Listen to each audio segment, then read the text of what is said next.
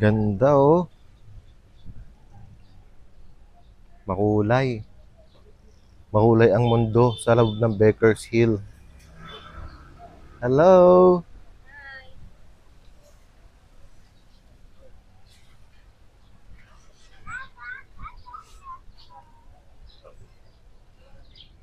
Ganda ng puno na to.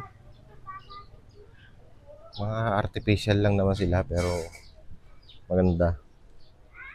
Welcome to Baker's Hill! So next stop natin, nandito tayo ngayon sa Baker's Hill. So sa Puerto Princesa pa rin. Ayan. Ganda dito guys. Ang daming mga spot na Instagrammable. Kung mahilig kayo mag-picture-picture. Sigurado matutuwa kayo dito. Kawaii Kokoro. Goods na ako dyan. Oreo. Spot.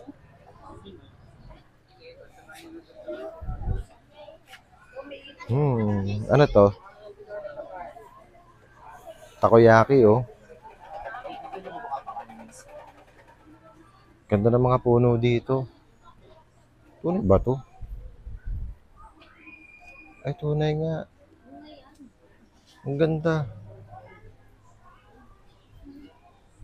Meron ditong Baker's Kitchen. Pizza. Halo-halo.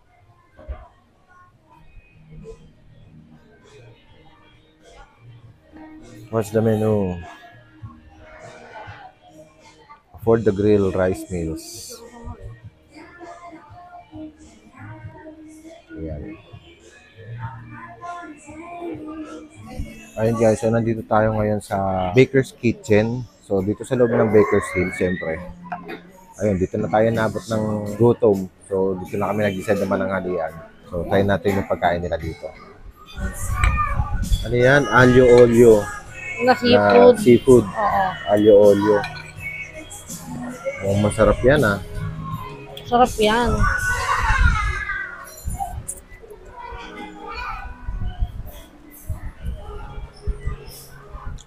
Sarap.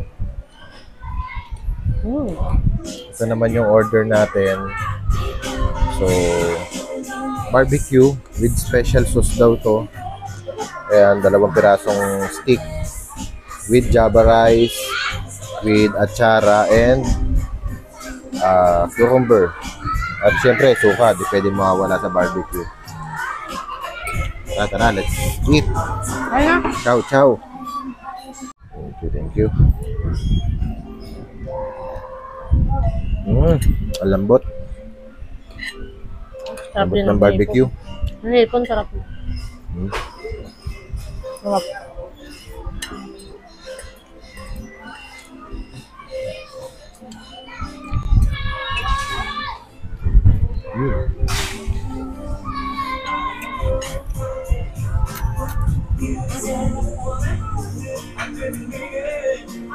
Ang sarap, lambot.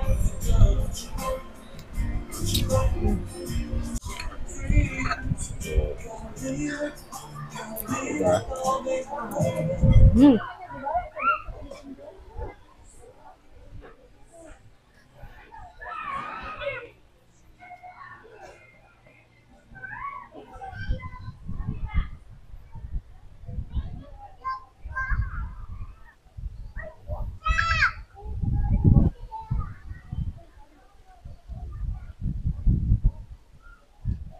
Sobrang nakaka-relax din dito sa loob ng Baker's Hill kasi ang sarap sa mata, daming kulay, daming halaman.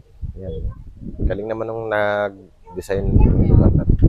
Laki na din landscape nun eh, no? Oo. Ito yung mini garden Grabe na yung mga landscaping nila dito eh. Oh.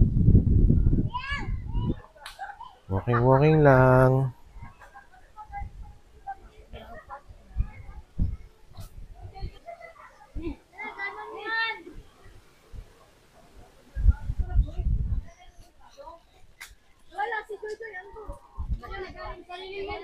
Ang ganda, no?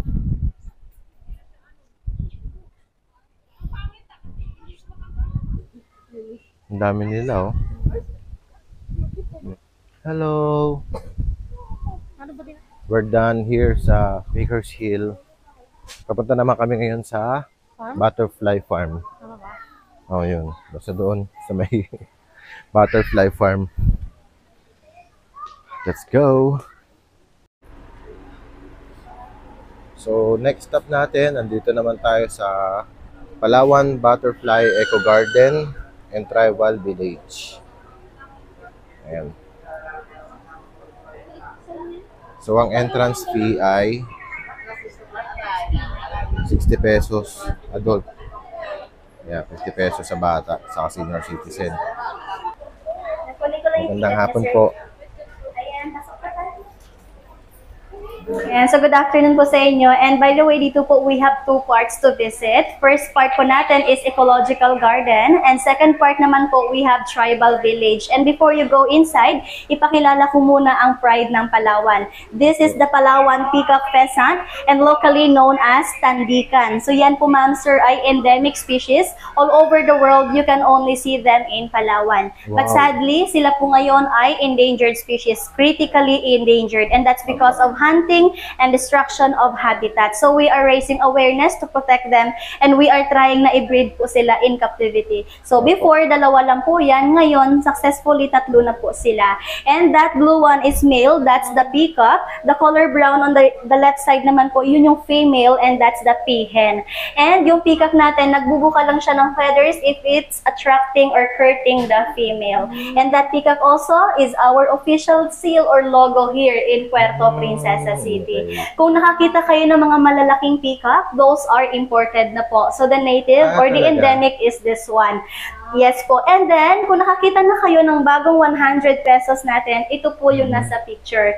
Tandikan po ang local name nila. Tandikan. Yeah. Okay. So, naging endangered sila dahil po sa hunting at sa destruction ng habitat. Kaya we want to educate the local people din po. Alright, pwede na kayong pumasok, ma'am and sir. And Sige just po. go to the left side para sa inyong welcome picture po. And yung mic niyo, sir, bali po may Okay na kasama po kayo dyan sa kanila. Okay po. Butterfly Garden. Good afternoon po.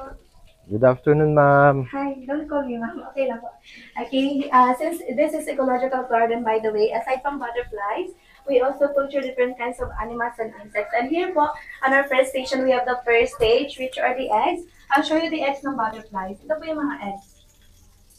Ito yung maliliit lang.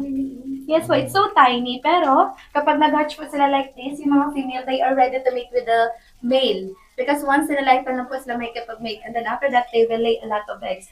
Sa isang itlogan po, actually, there are 200 to 300 eggs. Yes, and their lifespan is just 2 to 3 weeks, average of 1 month. Oh, bilis lang. Okay? And these are the pupa also. Before it will become a butterfly, pupa mo na. Yeah. Ang galing, ano? Wait lang. Okay? Ayan. So, Ma'am, sorry, sir.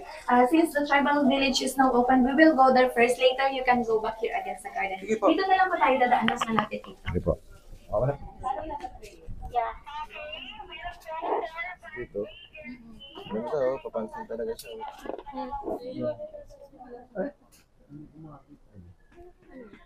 Saltwater crocodile.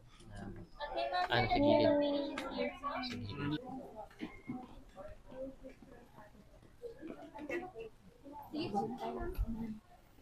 Northern part of Palawan. So since 1976, different families of them have been coming and visiting here in this village. It is their temporary home or shelter. So ma'am, sir, some of them, they stay here for a couple of weeks, months, in others days only. After that, they will go back in the mountain. It's about 200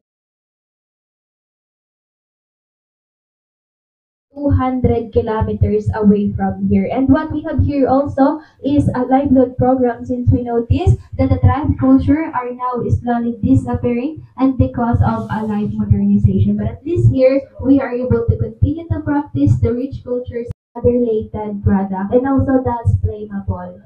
Oh. They simply tied it up here so that the product won't fall. And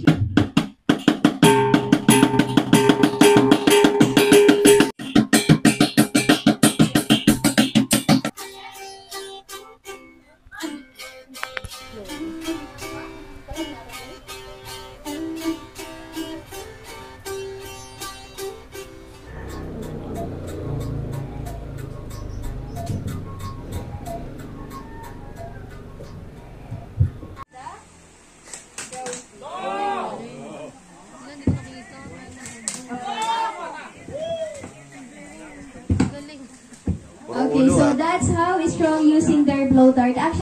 It means friction or to strike.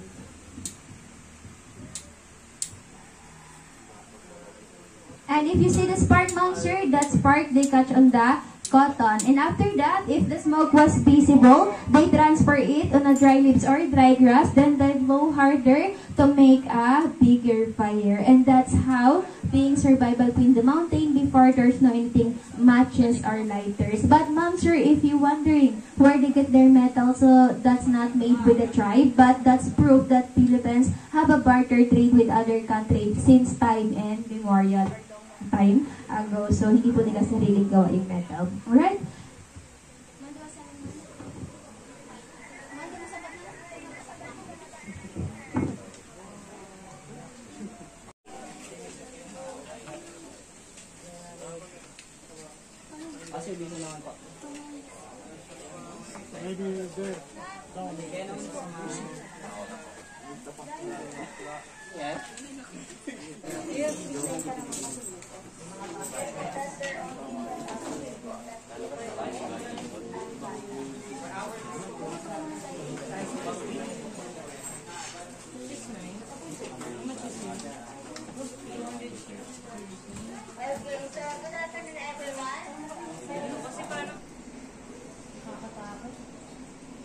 Di ba nung sa video yung nawakan nila yun? Oo.